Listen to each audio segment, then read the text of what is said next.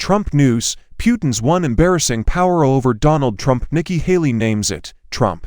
According to the Republican presidential contender, has one question regarding the Russian president that he must answer. Nikki Haley made fun of Donald Trump, a Republican candidate for president, on Sunday for his attitude toward Russian President Vladimir Putin. Anytime he was in the same room with him, he became weak in the knees. Haley stated during a town hall in South Carolina hosted by Fox News, "We must not elect a president who gives in to Putin's demands. We must elect a president who will stand up and unwaveringly against Putin." Russian opposition leader and harsh opponent of Putin, Alexei Navalny, died suddenly last week at the age of 47 in a remote Arctic jail cell, prompting Haley to make her remarks.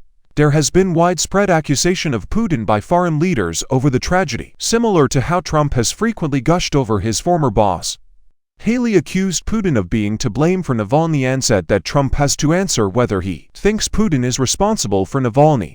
During the town hall, Haley also stated that she would pardon Trump if he were to be found guilty on 4 counts by federal court. She explained that by the time she became president in November, the issue would no longer be a matter of innocence or guilt, but rather in the interest of bringing the country together. "I would grant Donald Trump a pardon because I believe it is crucial for the nation to progress," she continued. "We must let go of the negativity and the burdens that we carry. I would rather that this nation remain together. I don't think it's good for America if everyone is concerned over an 80-year-old president being in jail. The fate of our nation hangs in the balance when voters cast their ballots in 2024. The Huffington Post holds the firm belief that educated citizens are the product of a free press. For that reason, unlike other newsrooms that have resorted to costly paywalls, our journalism is accessible to everybody. As this historic presidential election unfolds, our journalists will be there to cover every turn. We promise to provide you with in-depth analyses, timely perspectives, and thorough investigations that you won't find anywhere else if you help us out. We appreciate your support and take seriously the responsibility of reporting in the current political atmosphere." Sunday, Israel denounced the president of Brazil for what it said was an anti-Semitic and trivializing comparison between the battle in Gaza and the Holocaust. Relations between the two nations have been worsening since President Luiz Inácio Lula da Silva's return to office last year, and this outcry has only made matters worse. The Global South, an umbrella term for a collection of developing nations, is an idea that Lula has used to promote himself as leading. Monday marks the beginning of historic proceedings at the highest court of the United Nations, examining the validity of Israel's 57-year occupation of territories that the Palestinians have been seeking for a state. Hearing legal arguments in response to a request for a non-binding advisory opinion regarding Israel's policies in the occupied territory submitted by the UN.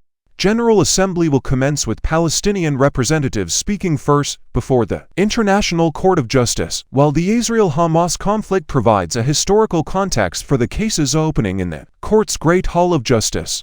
The key issue is Israel's continued authority over the territories it has occupied, including the East Jerusalem neighborhood, the Gaza Strip, and the West Bank.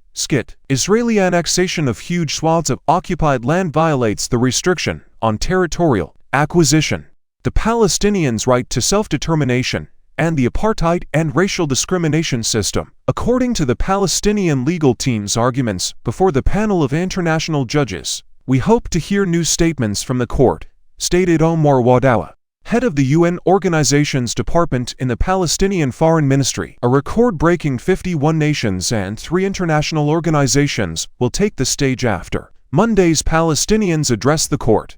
It can take the court a few months to hand down its ruling. Although Israeli officials will not be present at the hearings, they are welcome to provide a written testimony in their place. Professor of Law at Hebrew University and Senior Fellow at the Israel Democracy Institute Yuval Shany has stated that, barring a peace agreement, Israel will most certainly use security concerns to rationalize the continuation of the occupation. The incident on October 7, in which 1,200 people were killed across southern Israel and 250 hostages were carried back to the territory by militants commanded by Hamas in Gaza, is sure to be mentioned.